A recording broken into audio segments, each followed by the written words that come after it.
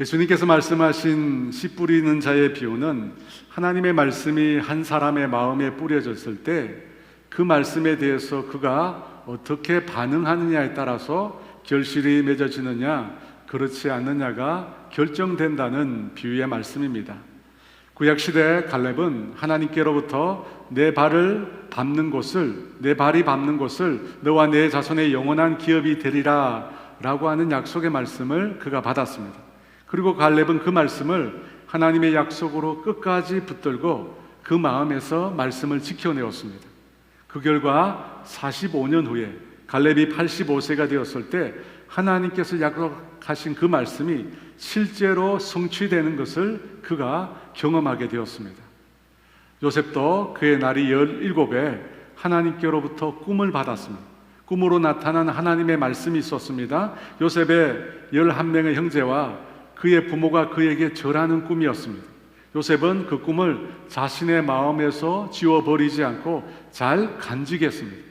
그 결과 13년이 지난 후에 그 꿈대로 이루어지는 것을 요셉이 경험하게 되었습니다.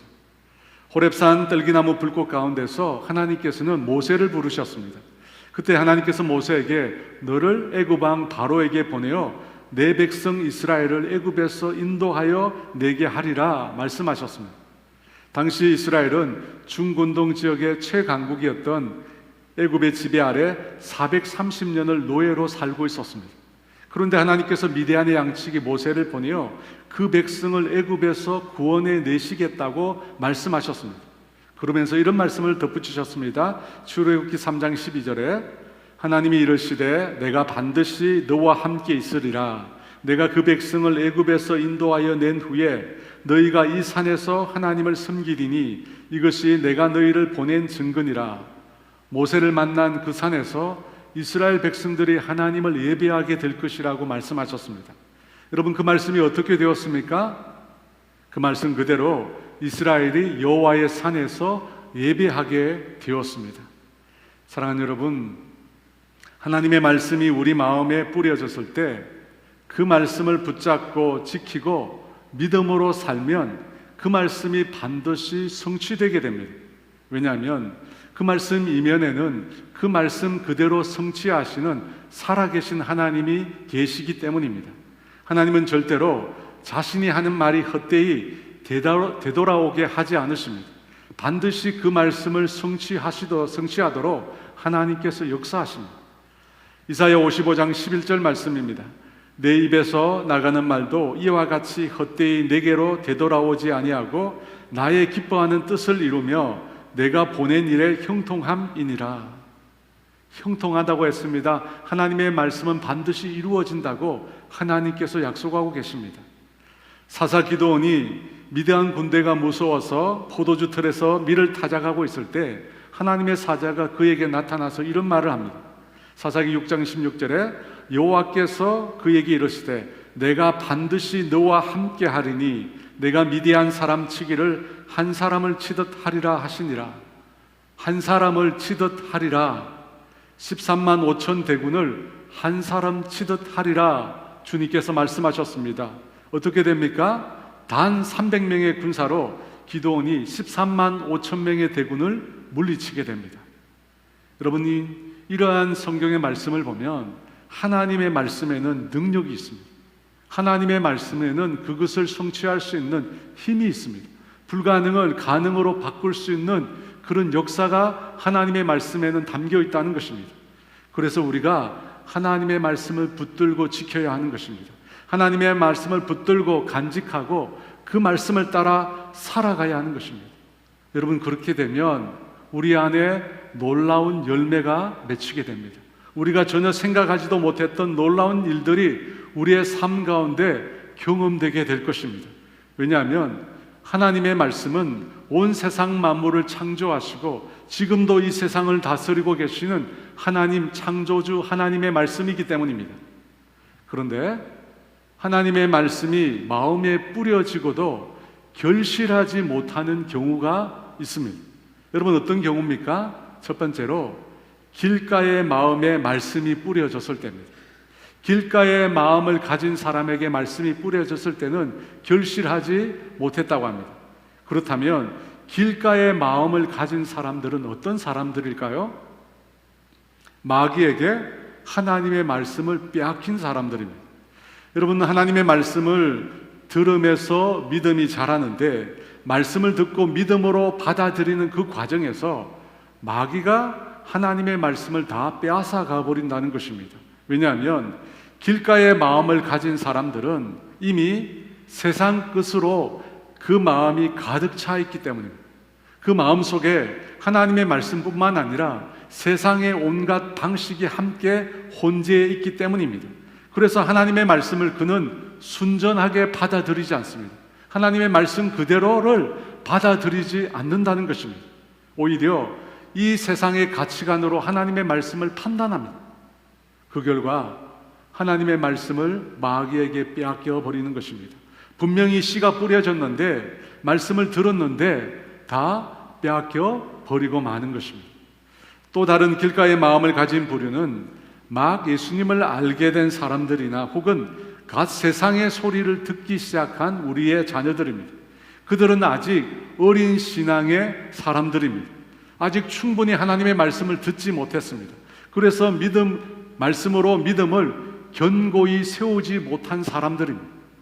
말씀으로 믿음을 견고히 세우지 못했기에 온갖 세상의 소리가 들려올 때 그는 그만 그 세상의 소리로 인해서 혼란에 빠지게 됩니다. 무엇이 진리인지 무엇이 참된 길인지 분별하지 못하고 방황하게 된다는 것입니다. 그때 마귀가 뿌려진 그 말씀을 빼앗아 가버리는 것입니다. 여러분, 이것이 하나님의 말씀이 길가의 마음에 뿌려진 경우입니다. 오늘 본문에서는 두 번째로 바위 위에 뿌려진 씨에 대해서 말씀합니다. 바위 위의 마음이라고 할 수 있습니다. 6절 말씀인데요, 같이 있습니다. 들어는 바위 위에 떨어짐에 싹이 났다가 습기가 없으므로 말랐고, 바위 위에 떨어진 씨는 싹이 났다고 합니다. 하지만 습기가 없어서 말랐다고 합니다. 그렇다면 습기가 없다는 말은 무엇을 뜻하는 것일까요? 그것을 해석한 것이 13절 말씀입니다. 다시 한번 있습니다. 바위 위에 있다는 것은 말씀을 들을 때 기쁨으로 받으나 뿌리가 없어 잠깐 믿다가 시련을 당할 때 배반하는 자요. 바위 위에 떨어진 씨는 분명히 싹이 났다고 했습니다. 이것은 하나님의 말씀을 들었을 뿐만 아니라 그 말씀을 받아들였다는 뜻입니다. 듣기만 한 길가의 마음에서 한 걸음 더 나간 것입니다. 말씀을 듣고 기쁨으로 그것을 받아들인 것입니다. 그런데 뿌리를 내리지 못했다는 것입니다. 여러분, 이 경우는 어떤 사람들을 가리키는 말일까요? 분명히 하나님의 말씀을 기쁨으로 받아들였는데 그 마음 가운데 말씀이 뿌리를 내리지 못했다는 것입니다. 그래서 그에게 나타난 특징이 뭐냐면 믿다가 시련을 당할 때 배반을 하게 된다고 합니다. 13절 하반절에 뿌리가 없어 잠깐 믿다가 시련을 당할 때 배반하는 자요. 여러분, 성경에 보면 예수님을 따르다가 시련 때문에 배반을 하는 경우가 있습니다. 언제입니까? 우리는 예수님의 제자들에게서 그 모습을 발견할 수 있습니다. 제자들은 3년간 예수님을 따랐습니다. 그런데 예수님께서 붙잡혔을 때 모두가 예수님을 버리고 도망을 갔습니다. 예수님과 함께 옥에 가고 예수님과 함께 죽는데도 같이 가겠다고 말했던 베드로조차 대제사장의 집들에서 한 여종 앞에서 예수님을 모른다고 3번씩이나 부인하며 저주하기까지 했습니다. 왜 그토록 예수님을 떠나지 않겠다고 다짐했던 제자들이 예수님으로 인해서 시련이 다가왔을 때 예수님을 배반하고 떠나게 된 것일까요? 왜 그들은 예수님을 떠났을까요? 그것은 그들이 지금까지 자신이 원하는 대로 예수님을 믿었기 때문입니다. 제자들도 동족 이스라엘을 로마의 압제로부터 구원해 줄 그런 정치적 메시아로서 예수님을 믿었다는 것입니다. 처음부터 끝까지, 심지어 예수님께서 부활하신 이후에도 제자들 중에는 이스라엘 나라를 회복하심이 이때니까 라고 묻기까지 했습니다. 이것은 죄로부터 우리 인생을 구원해 주시는 메시아가 아니라 이스라엘을 구원하기 위해서 오신 메시아로 예수님을 믿었다는 것입니다. 예수님을 잘못 믿은 것입니다.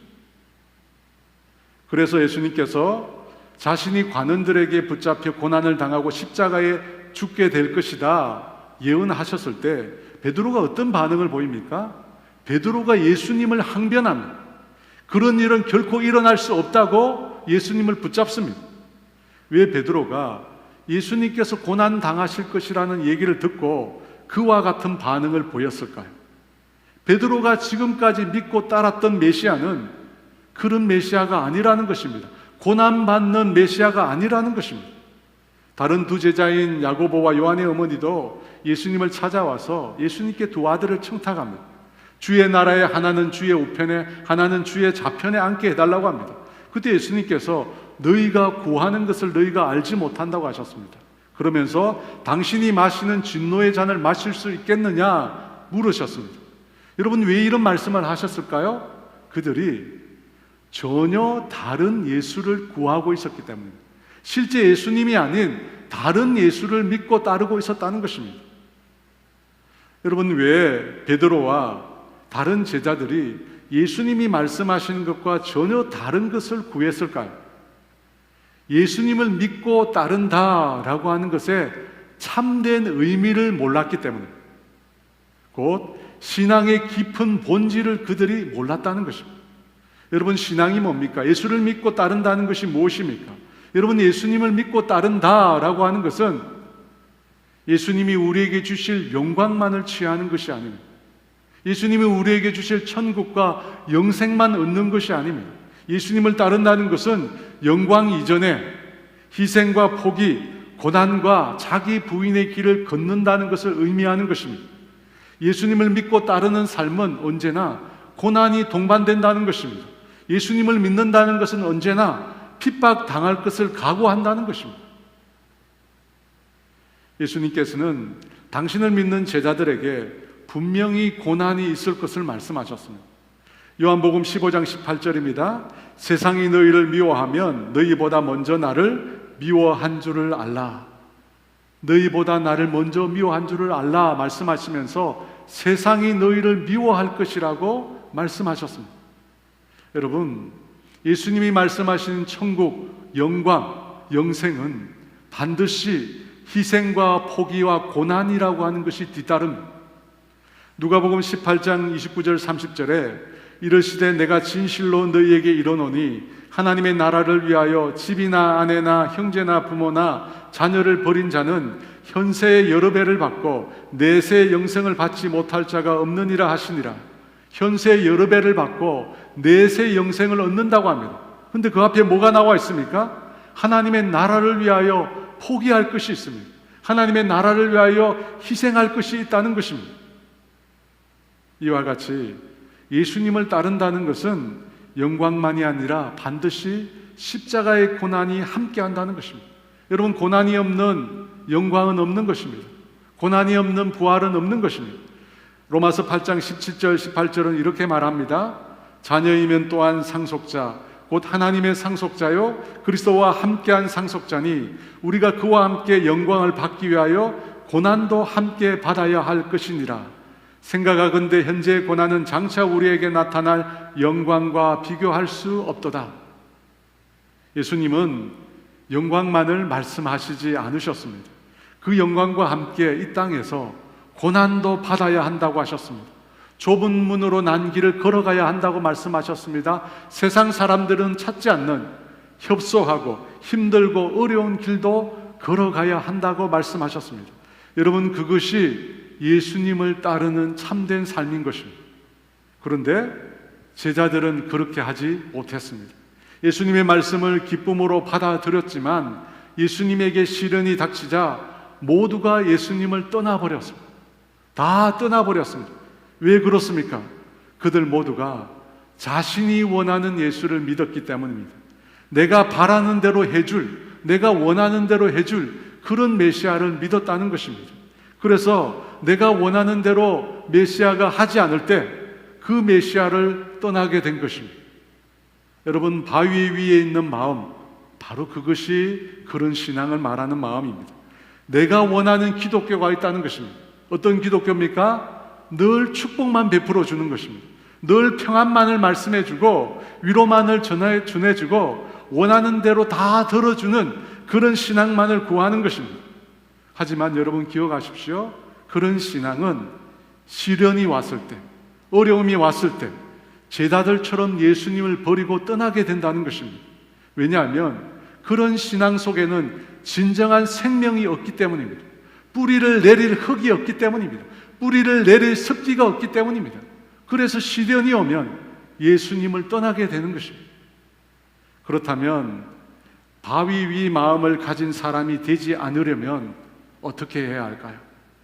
어떻게 하면 시련이 와도 흔들리지 않고 내 인생에 어려움이 와도 예수님 믿는 신앙을 내가 굳세게 지킬 수 있을까요? 그것은 제일 먼저 매일 나 자신을 부인하는 삶을 추구해야 합니다. 내가 원하는 신앙, 내가 원하는 예수, 여러분 이것을 우리가 내려놓아야 한다는 것입니다. 매일 아침에 나는 죽고 정말 예수님을 따르는 자로, 예수님만 내 안에 살아가는 자로 살아가야 할 것을 구해야 한다는 것입니다. 고린도전서 15장 31절은 이렇게 말합니다. 너희에 대한 나의 자랑을 두고 단언하노니 나는 날마다 죽노라. 갈라디아서 2장 20절에 그런즉 이제는 내가 사는 것이 아니요 오직 내 안에 그리스도께서 사시는 것이라. 갈라디아서 5장 24절에 그리스도 예수의 사람들은 육체와 함께 그 정욕과 탐심을 십자가에 못 박았느니라. 여러분 이것이 우리가 추구해야 될 신앙의 본질입니다. 우리가 매일 아침 고백해야 될 내용이 바로 이것입니다. 자기 부인입니다. 우리는 더 이상 우리 자신을 위하여 사는 사람들이 아닙니다. 우리의 이기와 우리의 욕심을 위해서 살아가는 자들이 아닙니다. 우리는 우리를 구원하신 바로 그 예수님을 위하여 살아가는 자들입니다. 고린도후서 5장 15절은 이렇게 말합니다. 그가 모든 사람을 대신하여 죽으심은 살아있는 자들로 하여금 다시는 그들 자신을 위하여 살지 않고 오직 그들을 대신하여 죽었다가 다시 살아나신 이를 위하여 살게 하려 함이라. 이제 우리가 누구를 위하여 산다고 말합니까? 자신을 위하여 살지 않는다고 합니다. 내 이기와 내 욕심을 위해서 사는 자가 아니라고 합니다. 우리를 대신하여 죽으신 그분을 위하여 산다는 것입니다. 예수님을 위하여 산다는 것입니다. 예수님께서 말씀하신 대로, 예수님께서 행하신 대로 우리도 살아간다는 것입니다. 여러분 이것이 자기를 부인하는 삶입니다. 나 자신을 내려놓고 예수님을 주인으로 삼아 살아가는 삶입니다. 여러분 이 자기 부인의 삶이 이루어지지 않으면, 나 자신을 부인하지 않으면, 예수님으로 인해 어려움이 찾아오면 예수님을 떠나게 되는 것입니다. 그러므로 나 자신을 부인하고 예수님이 주인된 삶은 여러분 우리 신앙의 선택사항이 아닙니다.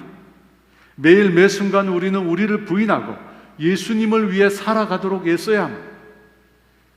신앙생활을 하고 있다고 말하는 많은 사람들 중에 그들의 신앙의 내용 중에 자신이 원하는 것을 취사 선택하려는 사람들이 있습니다.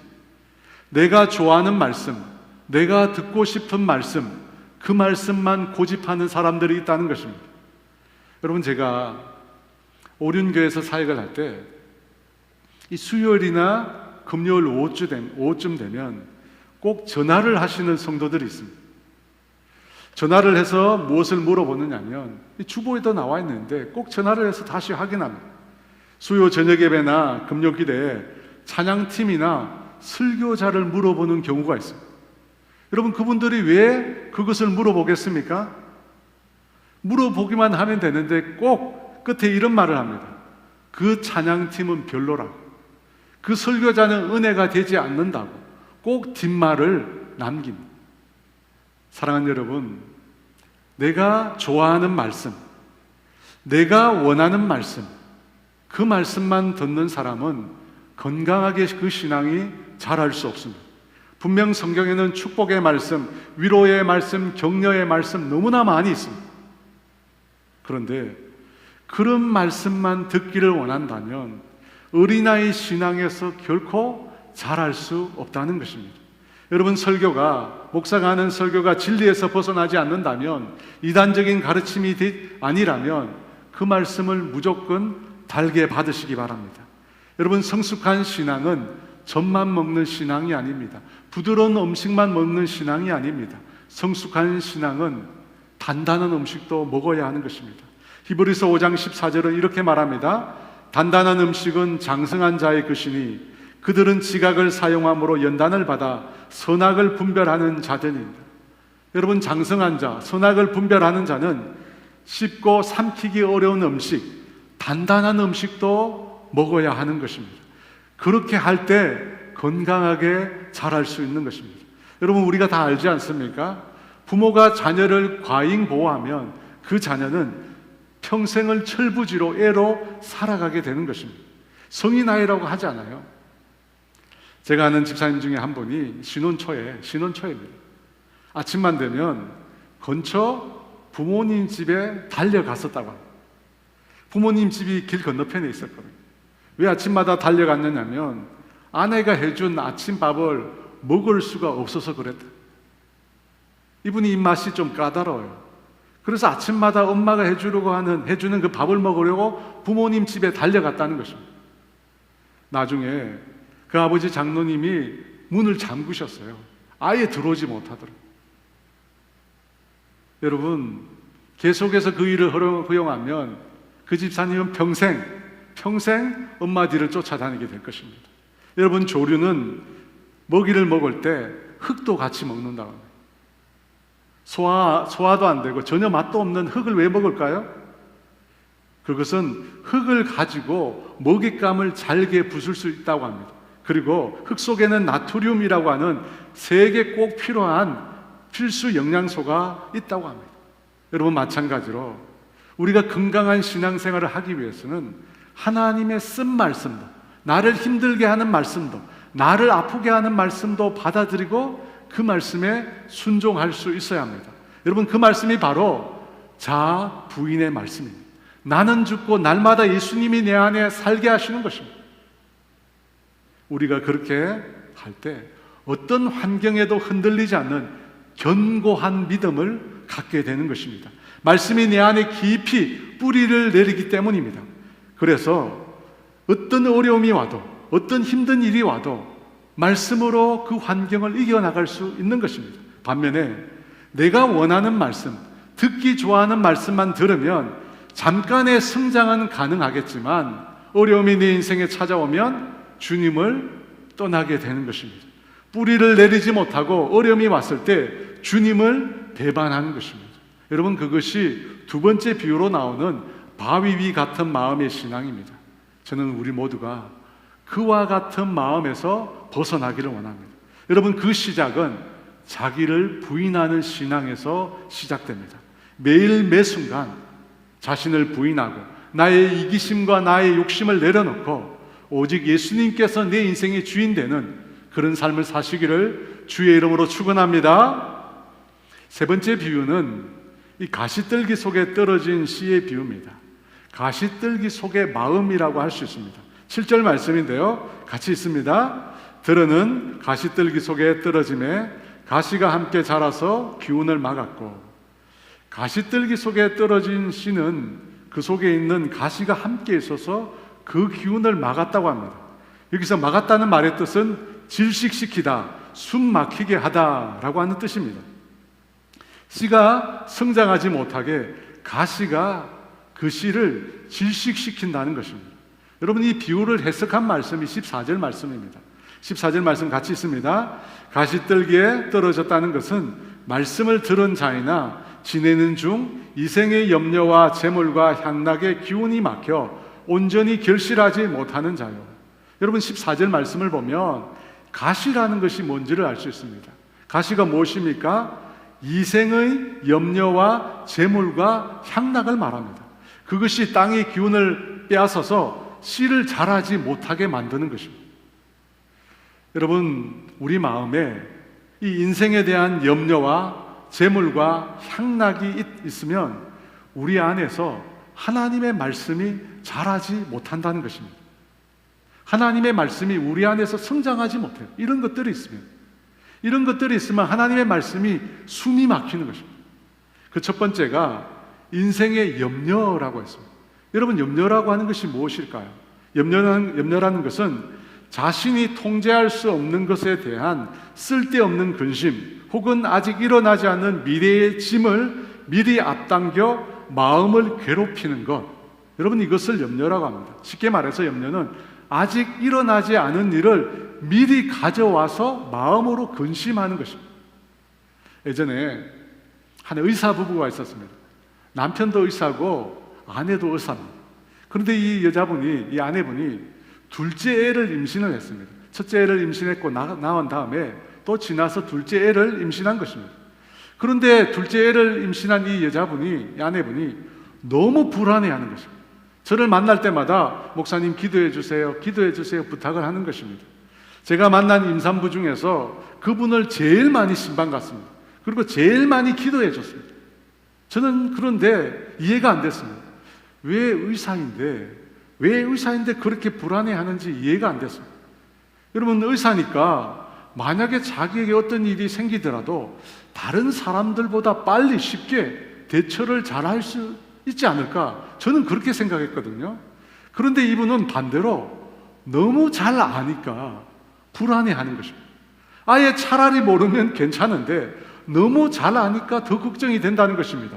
조금만 증상이 생겨도 혹시 큰 일이 생긴 것이 아닌가 불안해하더라는 것입니다. 여러분, 이것을 보니까 참 알아도 문제, 몰라도 문제인 것 같습니다. 여러분, 염려라고 하는 거 우리 인생에서 참 벗어버리기가 어려운 것입니다. 운전대를 우리가 잡으면 그날에 혹시 사고가 나지 않을까? 어린 자녀들을 학교에 보내려면 혹시 우리 아이에게 무슨 일이 생기지 않을까? 코로나에 걸리지 않을까?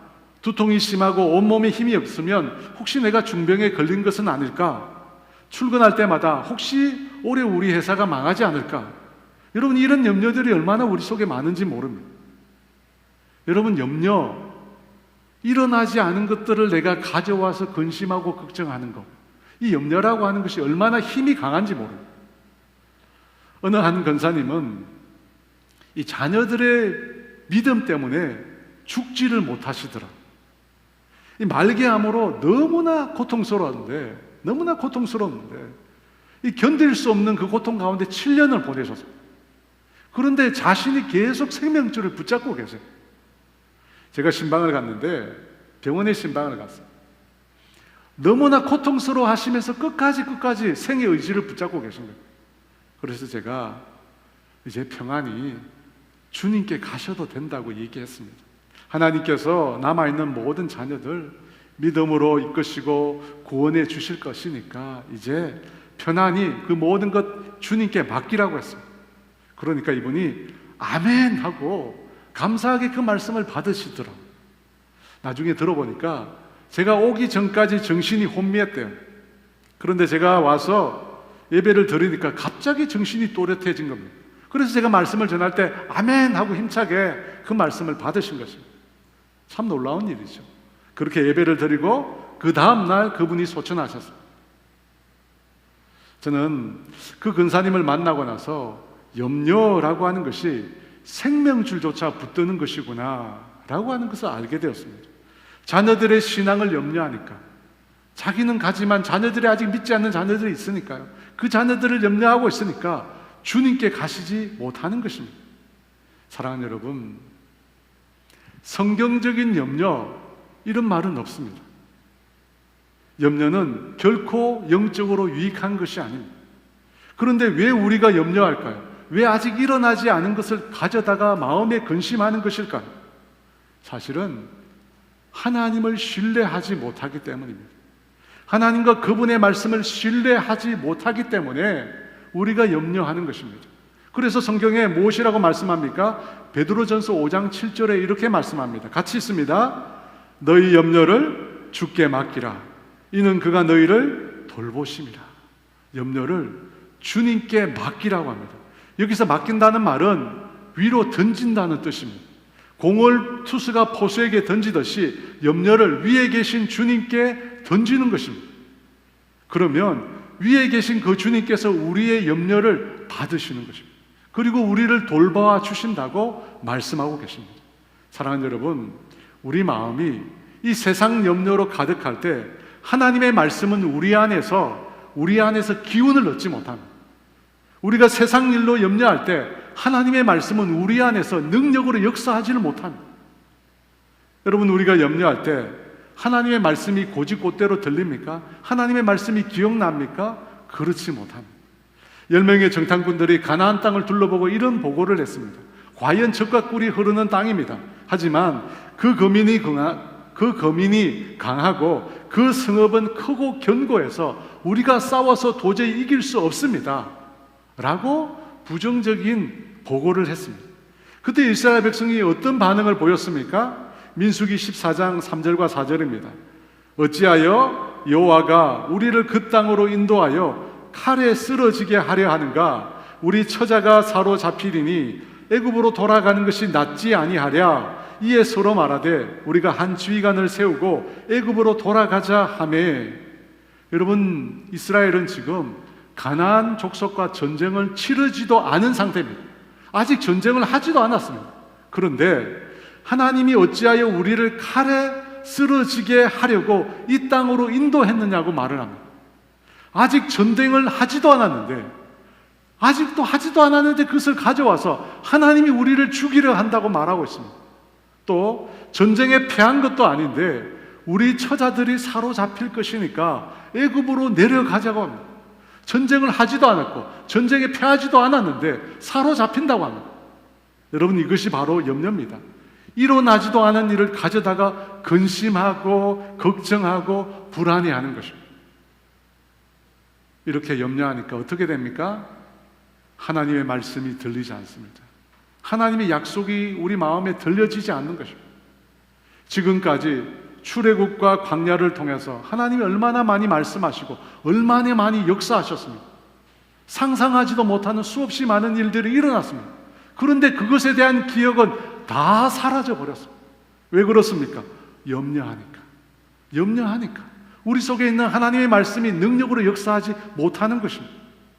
그래서 주님께서 이렇게 말씀하십니다. 민수기 14장 11절에 여호와께서 모세에게 이르시되 이 백성이 어느 때까지 나를 멸시하겠느냐?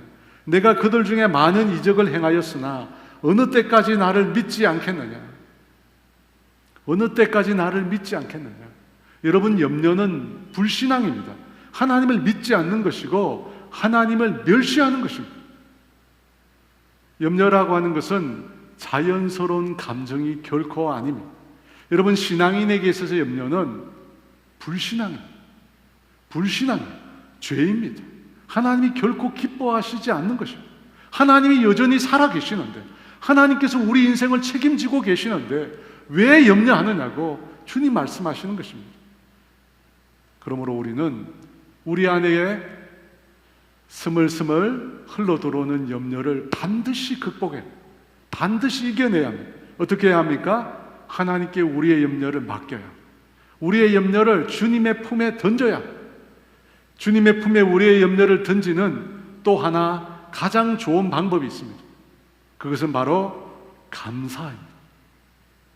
빌립보서 4장 6절과 7절은 이렇게 말합니다. 같이 있습니다.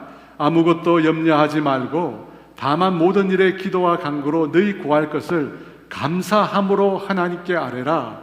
그리하면 모든 지각에 뛰어난 하나님의 평강이 그리스도 예수 안에서 너희 마음과 생각을 지키시리라. 감사라고 합니다. 감사가 염려를 주님께 던지는 아주 좋은 방법입니다. 빌립보서 4장 6절과 7절 말씀은 우리의 염려를 대처하는 방법으로 분명히 감사를 말씀하고 있습니다. 아무것도 염려하지 말고 감사함으로 하나님께 아뢰라 말씀하십니다. 여러분, 염려 그 반대편에는 감사라고 하는 것이 있습니다.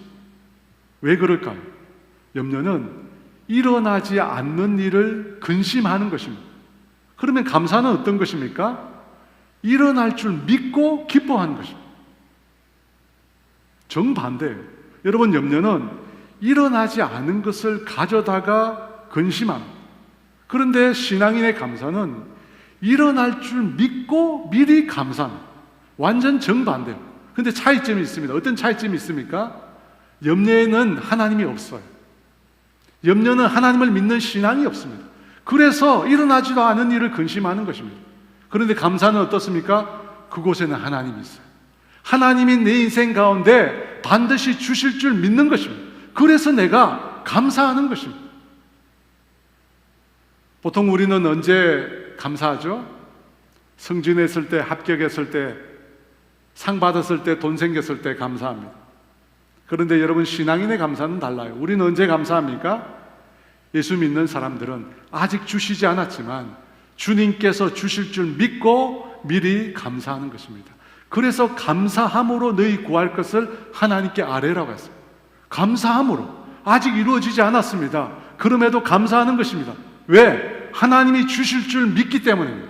하나님께서 내 인생 가운데 베풀어 주실 줄 믿기 때문입니다. 그래서 미리 감사하는 것입니다. 마가복음 11장 24절에 이렇게 말합니다. 그러므로 내가 너희에게 말하노니 무엇이든지 기도하고 구하는 것은 받을 줄로 믿어라. 그리하면 너희에게 그대로 되리라. 받을 줄로 믿으라는 것입니다. 하나님의 뜻대로 구하면, 하나님의 말씀대로 구하면 반드시 주신다는 것입니다. 그러므로 받을 줄 믿고 감사하는 것입니다. 여러분, 정답은 감사였어요. 여러분, 우리는 염려하는 인생입니다. 하루에도 수없이 많이 염려가 우리 가운데 밀려옵니다. 그때 어떻게 해야 합니까? 그 염려를 주께 던지십시오. 주님의 품에 던지십시오. 그리고 감사를 빼내십시오. 감사를 빼내세요, 여러분. 일어나지 않는 상황을 내가 어떻게 할 수 없다는 그 불안감 때문에 두려워하지 마시고요. 염려하지 마시고, 일어나지 않는 그 상황 속에도 주님이 계시고 주님이 반드시 역사하시고 주님이 반드시 기도하는 대로 갚을 줄 믿고 감사를 던지라는 것입니다. 그래서 염려가 밀려오면 주님 감사합니다. 주님 감사합니다. 주님 그곳에 계심을 내가 믿습니다. 고백하라는 것입니다. 사랑하는 여러분, 염려는 우리 안에 있는 하나님의 말씀을 질식시킵니다. 그래서 염려가 밀려오면 하나님의 말씀이 하나도 기억나지 않습니다. 염려에 매이는 것입니다. 반대로 여러분, 감사하면 어떻게 돼요? 어렵고 힘든 문제가 오지만 감사하면 내 속에서 하나님의 말씀이 힘을 얻습니다. 내 속에서 하나님의 말씀이 능력으로 역사하는 것입니다. 선택은 여러분에게 달려 있습니다. 계속 염려하시겠습니까? 아니면 감사로, 믿음으로 반응하시겠습니까? 감사로 염려를 물리치는 저와 여러분 되시기를 주의 이름으로 축원합니다. 우리 함께 찬양하도록 하겠습니다. 이제는 내 사는 것 아니요 주 내 안에 사네. 함께 찬양합니다. 이제는 나 사는 것 아니요 주 내 안에 사네. 이제는 나 사는 것 아니요 주 내 안에 사네.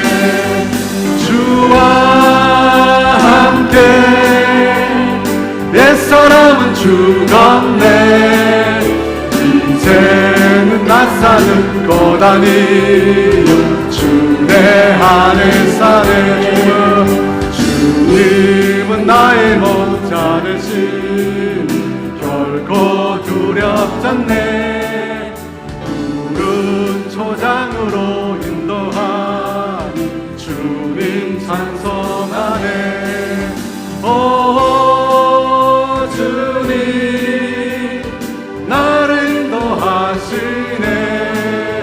주님은 나의 목자 되시니 결코 두려움. 이제는 나 사는 것 아니요 이제는 나 사는 것 아니요 주 내 안에 사네. 이제는 나 사는 것 아니요 주 내 안에 사네. 아멘. 주와 함께 옛사람은 죽었네. 이제는 나 사는 것 아니요 주 내 안에 사네.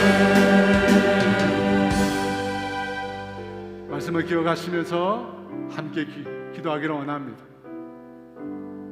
여러분, 우리 인생에 밀려오는 여러 가지 어려움과 환난과 문제 앞에 여러분 어떻게 반응하십니까? 왜 하나님 나에게 이런 어려운 문제를 주십니까? 왜 하나님 나에게 고난을 주십니까? 많은 사람들은 그렇게 반응합니다. 그리고는 하나님 나를 버렸다, 하나님 계시지 않는다고 떠나가 버려. 여러분, 그 사람의 신앙에 무엇이 잘못된 것입니까? 신앙의 본질을 몰랐기 때문에. 여러분, 예수를 믿는 신앙은 잘되는 내가 아닙니다. 이 땅에서 축복받고 위로받고 성공하며 사는 그 삶이 전부가 아닙니다. 주님은 분명히 말씀하셨습니다. 이 땅에서 고난을 받게 된다, 예수님의 이름 때문에 어려움을 겪게 된다, 환난이 너에게 임할 것이라 주님 말씀하셨습니다. 여러분, 우리의 신앙의 본질은 예수님과 함께 사는 것입니다. 예수님의 고난을 우리가 지는 것입니다. 예수님께서 우리에게 베풀 영광만 바라보는 것이 아니라 고난도 겪고 희생도 하고 아픔도 겪는 것입니다. 그것이 우리의 신앙의 본질입니다. 여러분, 그런 삶을 살기 위해서 우리가 해야 할 첫 번째 선택은 자기를 부인하는 것입니다. 날마다 내 자신의 정과 욕심을 십자가에 못 박아야 합니다. 내가 원하는 이기와 내가 원하는 욕망을 매일매일 십자가에 못 박아야 합니다. 여러분, 내가 원하는 예수, 내가 원하는 기독교 십자가에 못 박아야 합니다. 그리고 매일 매 순간 예수님 내 인생의 주인이 되어 주십시오. 예수님 내 안에 살아 역사하여 주십시오. 예수님 내 삶을 이끌어 주십시오. 나는 죽고 예수님이 내 안에 살아가는 것입니다. 여러분, 이것이 우리의 신앙입니다. 여러분, 이 시간 우리가 기도합시다. 하나님, 나를 부인하고 주님이 내 인생의 주인 되어 살아가는 삶을 살게 해주십시오. 여러분, 그런 삶을 살 때 염려가 사라지는 거예요. 왜 염려합니까? 내가 주인 되어서 그래요. 하나님이 내 삶에 살아계시다면 염려는 내 인생에 비집고 들어올 틈이 없습니다. 여러분, 이 시간 기도합시다. 주님 내 인생의 주인 되어 주십시오. 주님 내 인생을 책임져 주십시오. 주님 내 인생을 이끌어 달라고 주여 외치고 기도합니다. 주여! 아버지, 우리 가운데 이 시간 인도하여 주시옵소서. 성령님, 우리 가운데 역사하여 주시옵소서. 아버지, 이 시간 아버지, 우리 자아를 부인합니다. 아버지, 내 자아를 깨뜨립니다. 내가 원하는 예수, 내가 바라는 기독교, 아버지, 이 시간 내려놓게 하여 주시고 정말 성경이 말하는 예수님 보게 하여 주시옵소서. 너희가 나와 함께 영광을 얻게 하여 고난도 받아야 할 것이니라 말씀하신 주님, 아버지, 그 주님 보게 하여 주시옵소서. 희생과 아버지 주여 아픔과 고난도 내 인생에 있다는 사실을 알게 하여 주시옵소서. 그것이 우리의 신앙입니다. 아버지, 먼저 아버지 내 인생을 주인됨을 포기하게 하여 주시옵소서. 자기를 부인하게 하여 주시옵소서. 나는 날마다 죽노라. 나는 죽고 그리스도가 내 안에 사시는 삶입니다. 아버지, 이제는 더 이상 나 자신을 위하여 살지 않고 나를 위하여 죽었다가 다시 살아나신 나를 구원하신 그분을 위하여 살아가는 삶입니다. 주님, 그러한 삶을 살 수 있도록 주님 우리 가운데 역사하여 주시옵소서. 왜 내가 염려합니까? 아버지, 내 인생의 주인이 내가 되었기 때문입니다. 주님의 말씀이 내 속에 살아 역사하지 않기 때문입니다. 그래서 염려하고 걱정하고 아버지 주여, 아버지 주여, 아버지 도와주시옵소서. 아버지 주여, 감사함으로 주님 앞에 나아가게 하여 주시옵소서. 내 인생 가운데 응답하시는 주님, 내 인생 가운데 친히 말씀하시는 주님, 내 인생 가운데 말씀대로 역사하시는 그 주님, 내가 미리 알고 감사하는 인생을 살아가기를 원합니다. 주님, 우리 가운데 연대 되신 감사를 부어주시옵소서. 걱정 대신 감사함으로 주를 찬양하고 예배하는 인생들 되게 도와주시옵소서. 주여 도와주시옵소서. 네, 하나님 아버지, 매일 아침 눈을 뜨면 주님 앞에 고백하기를 원합니다. 나는 죽고 내 안에 예수님이 살아계십니다. 내 안에 예수님이 살아계시고 내 안에 그분의 말씀이 있고 내 안에 그분의 말씀을 따르고자 하는 순종이 있기를 원합니다. 매일 자아 부인의 신앙의 고백을 통해서 우리의 믿음이 견고하게 자라게 하여 주시옵소서. 그래서 어떤 환난이 오고 예수를 믿는 믿음 때문에 어떤 고난이 와도 흔들리지 않는 견고한 믿음의 사람들이 다 되게 하여 주시옵소서. 세상 염려로 아버지 걱정하고 불안해하는 것이 아니라 주님께서 내 인생에 간섭하시고 주님께서 말씀대로 역사하실 것을 믿음으로 미리 감사하는 인생들이 다 되게 하여 주시옵소서. 염려 대신 감사로 하나님을 예배하고 찬양하는 주의 자녀들이 다 되게 하여 주시옵소서. 지금은 우리 주 예수 그리스도의 은혜와 하나님의 다함이 없는 사랑하신 것, 성령님의 교통하심과 인도하심과 위로하심, 오늘 자기를 부인하고 예수님으로 살아가기를 소망하는 사랑하는 성도들을 위해 이제로부터 영원토록 함께 하시기를 간절히 축원하옵나이다.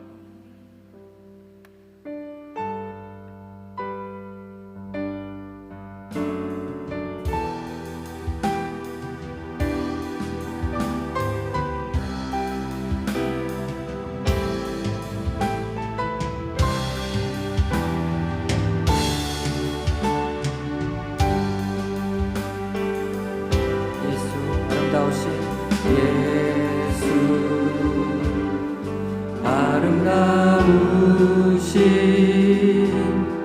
위대하신 주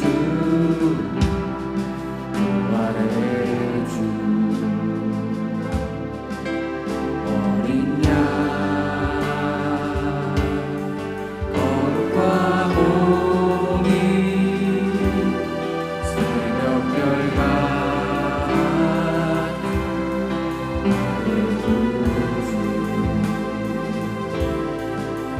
모든 하늘 찬양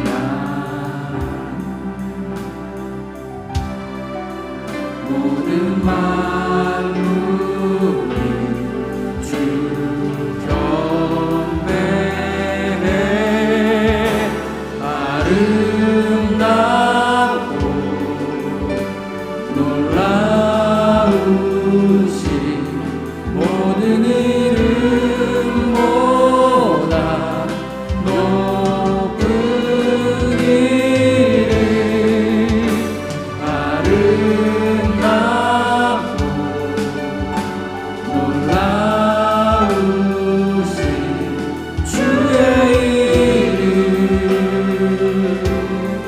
높으신 그 이름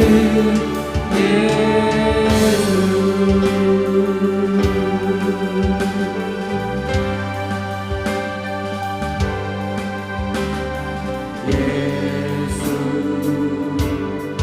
아름다우신 위대하신 주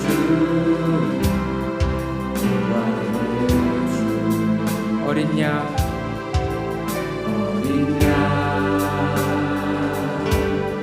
거룩과 공의 새벽별 같은 나의 구주 모든 하늘 찬양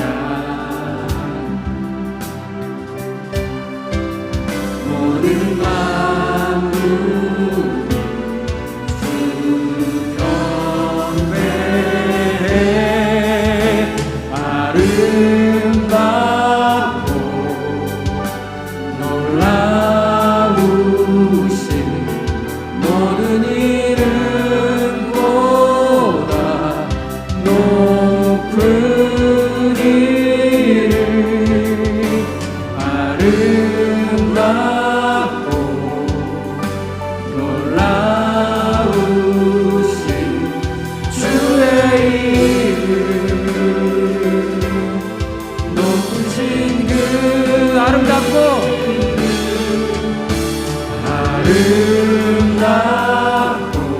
놀라우신